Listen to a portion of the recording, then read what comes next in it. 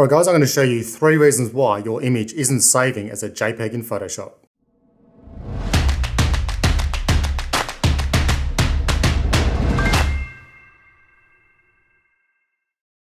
Okay, so you can be sitting there, you've got your image all set up, ready to be saved as a JPEG to go online or on your website, social media, anything like that.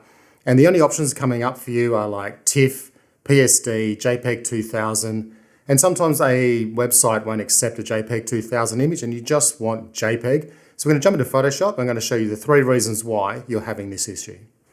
Okay, so here I've got this digital panoramic that I just manually stitched together as part of my master digital panoramic photography course. I want to save it out as a JPEG. So if I come in File, Save As, when I come down I have only these options.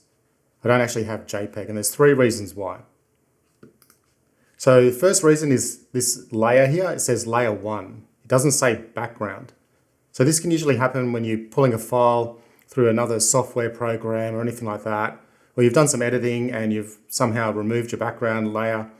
So just come in, flatten your image. That's one reason why it's not saving as a JPEG. The second reason, come into your channels. You've got additional channels here.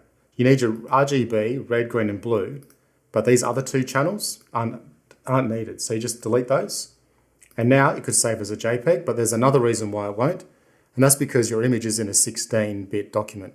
So come into Image Mode, 8 bits per channel. Now if I come in File, Save As, come down, and now I've got all my save options.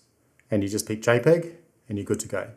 Alright guys, so that's it. That's the 3 reasons why you're having trouble saving your image as a JPEG in Photoshop. If you like tutorials like this, don't forget to give us a like, subscribe to the channel, and I'll see you in the next video.